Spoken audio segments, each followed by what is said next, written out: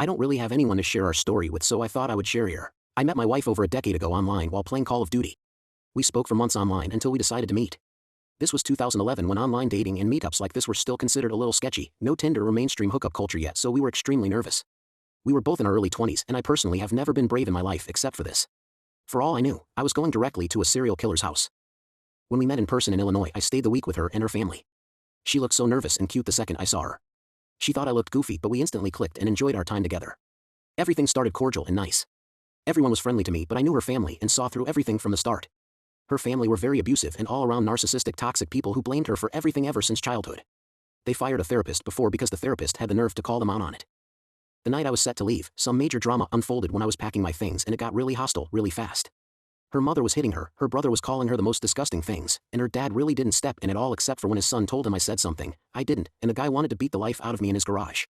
I'm some skinny gamer kid, last thing I wanted to do was get the crap kicked out of me by some Marine for no reason. I literally thought of it for 3 seconds before I told her to come home with me. I was still 20 and she was 21, we had no idea what either of us were getting ourselves into. She grabbed as much of her things as she could fit in her bags, all while being verbally and physically assaulted. It was like they waited for this moment to unleash on her and finally put their problem on me. We left their house in Illinois. She never said goodbye to her dad and never saw him again. We got in a cab. I had my ticket home, but she didn't, so my stepmom bought her one, and we made our way to Chicago's Greyhound station. Our bus wasn't until 7:15 a.m. and it was like 9 p.m., so the cab driver took us on a tour of downtown Chicago. I remember apologizing to the driver for not having a lot of money for a tip. I gave him a few dollars in dimes and nickels, as that was almost all of my money left. Eventually we ended up at the station and waited. They wanted to weigh our luggage, and her stuff was overweight in one bag but not the other, so we started moving stuff from one bag to the other when we found a bunch of dog poop in the bag that her brother must have tossed in. We figure everything out and the bag weights worked out. I remember buying a small order of fries and sharing them with her. We get on the bus with the smelliest crust punks on earth, and it was no good. We sucked it up and we were on our way. Last thing I remember was falling asleep on her while watching downtown Chicago disappear in the distance. We woke up at a stop in Indiana and got out to use the bathroom. There was a Burger King there and she was starving, so I got some change together and bought her a burger and a small orange soda. I remember the cashier asked me if I wanted anything, and I said I'm okay, but I guess she saw how in bad shape we were because we looked beat up and I was paying in change, so she gave me a free cup of orange soda as well.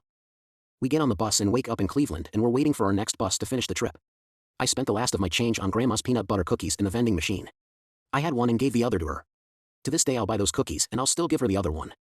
We make it to my hometown, Buffalo, and my dad shows up in his beaten down car. He takes us home where everyone is excited to meet my girlfriend.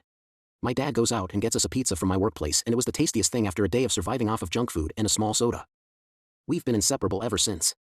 I have a big surgery coming up soon, and it'll be the first time in 11 years that we've been apart.